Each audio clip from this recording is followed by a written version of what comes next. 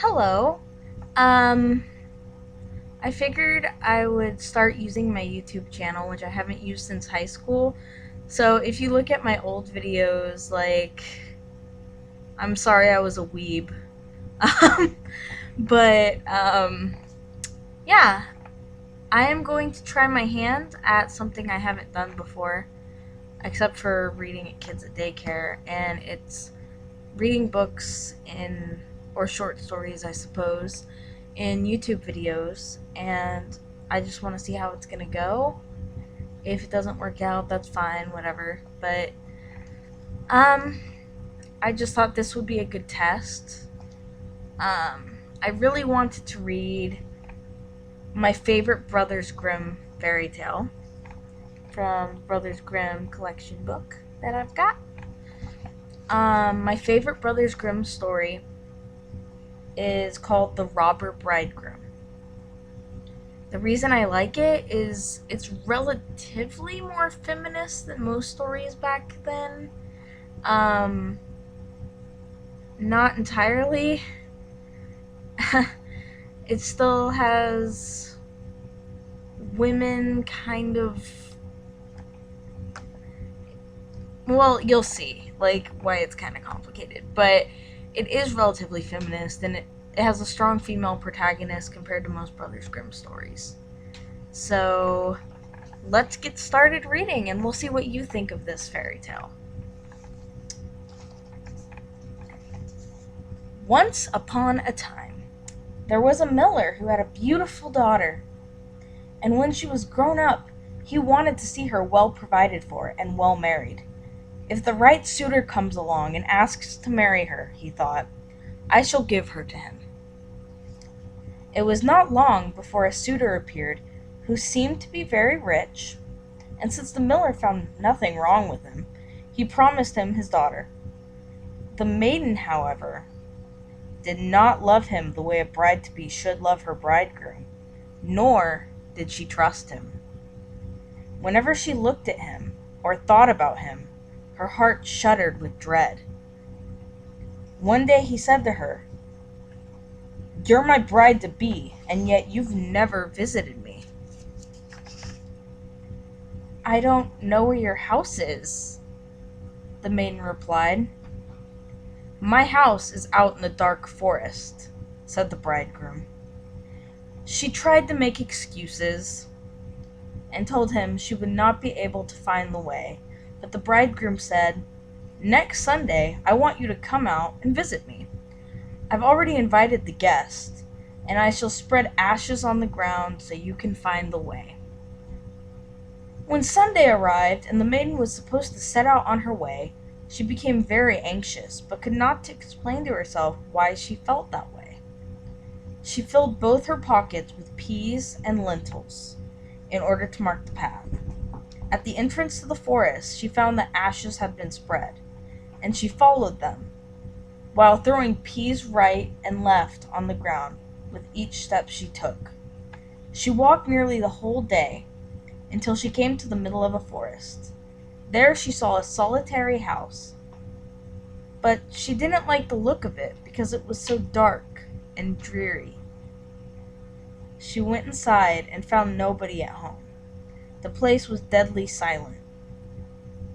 Then suddenly a voice cried out, turn back, young bride. This den belongs to murderers, who'll soon be at your side. The maiden looked up and saw that the voice came from a bird in a cage hanging from the wall. Once again, it cried out, turn back, young bride. This den belongs to murderers, who will soon be at your side. The beautiful bride moved from room to room and explored the entire house, but it was completely empty. Not a soul could be found. Finally, she went down to the cellar, where she encountered a very, very old woman, whose head was constantly bobbing. Could you tell me whether my bridegroom lives here? Asked the bride. Oh, you poor child, the old woman answered. "Do you realize where you are? This is a murderer's den.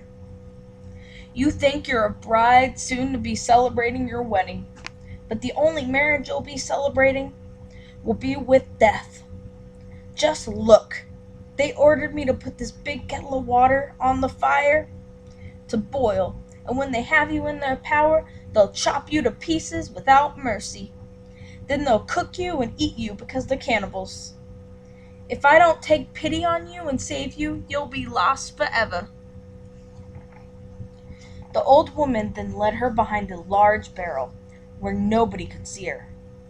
"Be still as a mouse," she said. "Don't budge or move, otherwise it'll be all over for you. Tonight, when the robbers are asleep, we'll escape. I've been waiting a long time for this chance." No sooner was the maiden hidden than the godless crew came home, dragging another maiden with them. They were drunk and paid no attention to the maiden's screams and pleas. They gave her wine to drink, 3 full glasses, 1 white, 1 red, 1 yellow. And soon her heart burst in two. Then they tore off her fine clothes, put her on a table, chopped her beautiful body into pieces, and sprinkled the pieces with salt. Behind the barrel, the poor bride shook and trembled, for now she realized what kind of fate the robbers had been planning for her. One of the bandits noticed a ring on the murdered maiden's little finger, and since he could not slip it off easily, he took a hatchet and chopped the finger off. But the finger sprang into the air and over the barrel and fell right into the bride's lap. The robber took a candle and went looking for it, but could not find it. Then another robber said, "Have you already looked behind that barrel?" Now the old woman called out, "Come and eat! You can look for it tomorrow. The ring's not going to run away from you." "The old woman's right," the robber said. They stopped looking and sat down to eat. The old woman put a sleeping potion into their wine, and soon they lay down in the cellar, fast asleep, and began snoring. When the bride heard that, she came out from behind the barrel, and had to step over the sleeping bodies lying in rows on the ground. She feared she might wake them up, but she got safely through with the help of God. The old woman went upstairs with her, and opened the door, and the two of them scampered out of the murderer's den as fast as they could. The wind had blown away all the ashes, but the peas and lentils had sprouted and unfurled, pointing the way in the moonlight. They walked the whole night, and by morning they'd reached the mill. Then the maiden told her father everything that had happened. When the day of the wedding celebration came, the bridegroom appeared, as did all the relatives and friends that the miller had invited. As they were all sitting at the table, each person was asked to tell a story. The bride, though, remained still and did not utter a word. Finally, the bridegroom said, "Well, my dear, can't you think of anything? Tell us a good story." "All right," she said. "I'll tell you a dream. I was walking alone through the forest and finally came to a house. There wasn't a soul to be found in the place except for a bird in a cage on the wall that cried out, 'Turn back, young bride. This den belongs to murderers who will soon be at your side.' Then the bird repeated the warning, 'Turn back, young bride. This den belongs to murderers who will soon be at your side.' My dear, it was only a dream. After that, I went through all the rooms, and they were empty, but there was something about them that gave me an eerie feeling. Finally, I went downstairs into the cellar, where I found a very old woman who was bobbing her head, and I asked her, Does my bridegroom live here? Oh, you poor child, she responded. You've stumbled on a murderer's den. Your bridegroom lives here, but he wants to chop you up and kill you, and then he wants to cook you and eat you. My dear, it was only a dream. The old woman hid me behind a large barrel, and no sooner was I hidden than the robbers returned home, dragging a maiden with them. They gave her all sorts of wine to drink, white, red, yellow, and her heart burst in two. My dear, it was only a dream. One of the robbers saw that there was a golden ring still on her finger, and since he had trouble pulling it off, he took a hatchet, chopped it right off. The finger sprang into the air over the barrel and right into my lap. And here's the finger with the ring. With these words, she produced the finger and showed it to all those present. The robber turned white as a ghost while hearing her story. He jumped up and attempted to flee. However, the guest of the wedding seized him and turned him over to the magistrate. Then he and his whole band of bandits were executed for their shameful crimes. The end. So, brief summary of that story, not that you need one. Lady gets sold off like property by her father, which was common, to some rich guy, because, I guess that they at least elaborated the father meant well. Trying to find someone rich and nice seeming for his daughter. They elaborated on that, so that's good. Then she's not having it. Like, something weird about that guy. She's like, he's sketchy. Don't like him. So she goes to his house and kills people and eats them, like Hannibal Lecter. Then, next thing you know, like, she ends up with a ring in her lap. But the part that really gets me, though, is, yeah, I think it's cool that how she stopped it. Like, I love that she goes back to the wedding and, like, tells the entire family that way. Like, oh, I've got a story, haha.